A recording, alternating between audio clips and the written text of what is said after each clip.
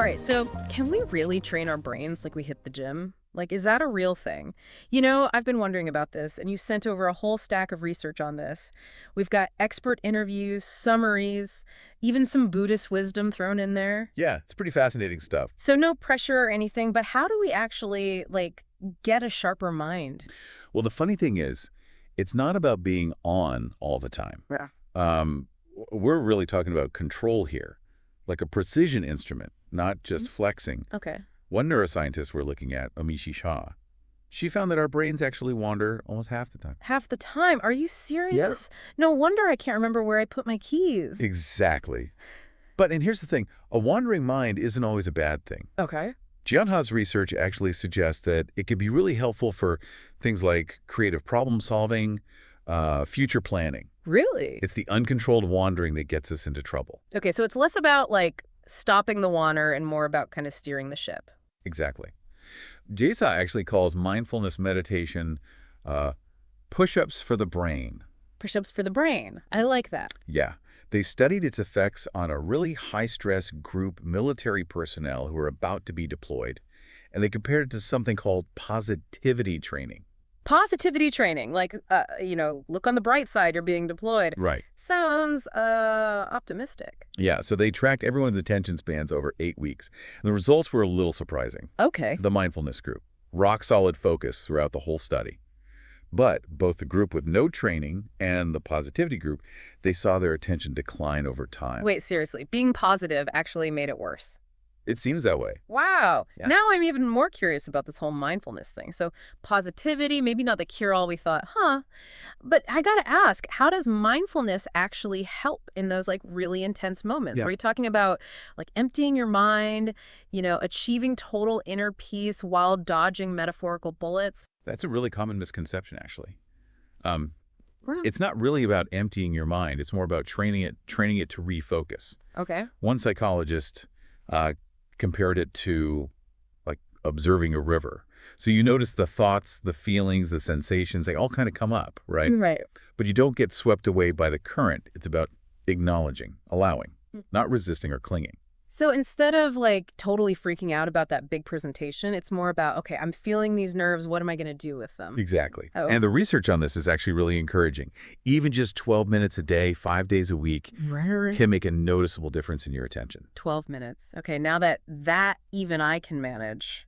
Think of it like a quick workout. Yeah. Okay, so we've got our mindfulness workout routine down. But what about self-awareness? Where does that fit into all of this? Such a good question. Self-awareness is super important Yeah. because it lets us see that, those patterns, those triggers, those habitual reactions that we all have. It's about recognizing what Buddhists call the second arrow. The second arrow. Okay, now you got to explain that one. Okay, so imagine this. You get hit by an arrow. Oh. Right, that's life, right? Stuff happens. The second arrow is our reaction to that pain, to that sting. Okay.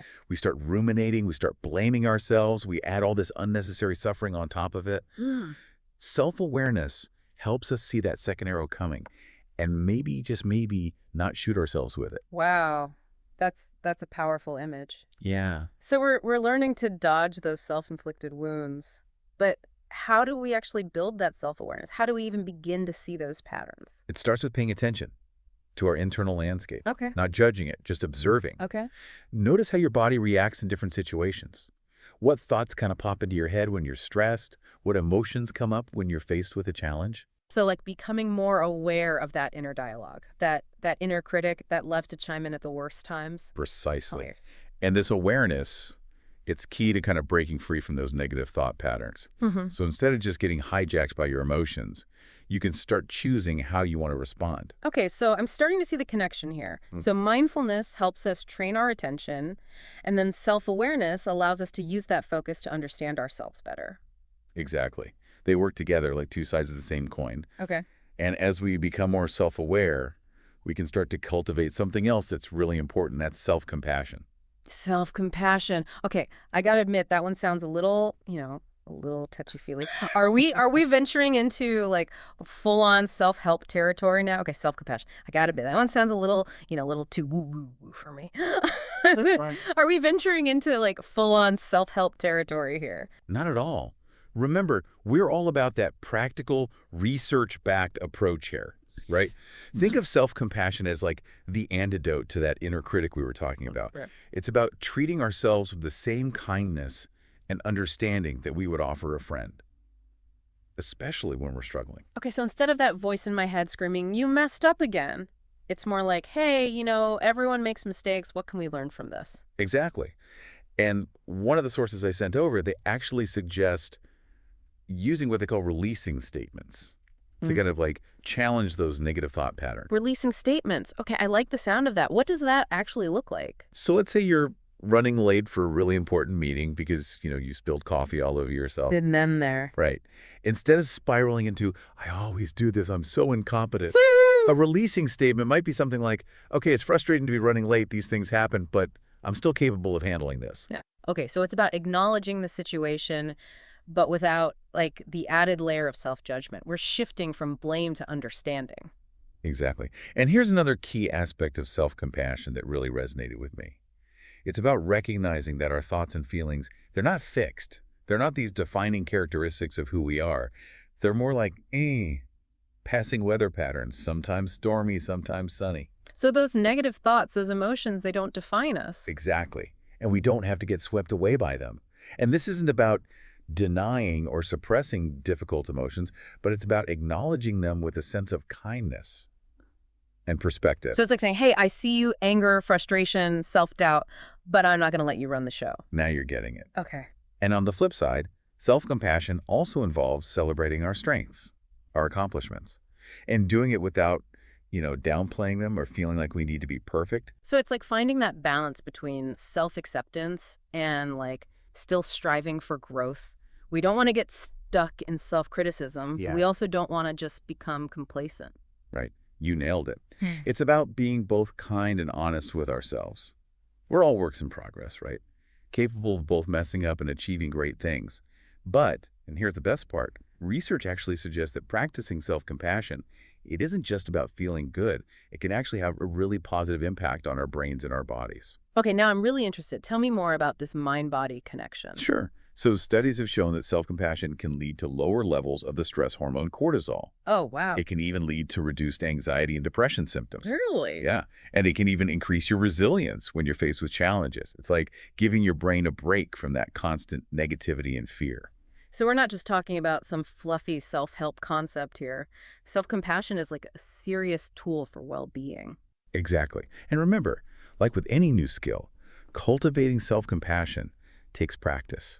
It's not about being perfect at it. It's about making a conscious effort to be kinder to ourselves every single day. I love that. Progress over perfection. All right, well, we've covered a lot of ground today. We talked about mindfulness, meditation, self-awareness, and now self-compassion. It feels like these are all pieces of the same puzzle, wouldn't you say? Absolutely. Think of it this way. Mindfulness, it helps us train our attention. Self-awareness, that allows us to understand our patterns, our reactions, and then self-compassion, that gives us the strength and resilience to grow and change. It's all about building a more balanced and fulfilling relationship with ourselves. And honestly, who wouldn't want that? Well, listeners, we've reached the end of our deep dive, but this is just the beginning of the journey, right? Exactly. This isn't about mastering these concepts overnight. It's about taking what resonates with you and incorporating it into your life in a way that feels authentic and sustainable for you. Small steps, big impact. I love that. And listeners, remember that question we started with. Can you train your brain like a muscle? Well, based on everything we've talked about today, I think the answer is a resounding yes. With a little bit of mindfulness, a dose of self-awareness, and a whole lot of self-compassion, we can reshape our minds and live more fulfilling lives. Until next time, keep those brains engaged and remember, be kind to yourselves. Thank you for watching and listening. We hope you found your inner peace with our podcast. Keep yourself updated and join us on our next episode. Stay safe and healthy, and have a good day. See you soon.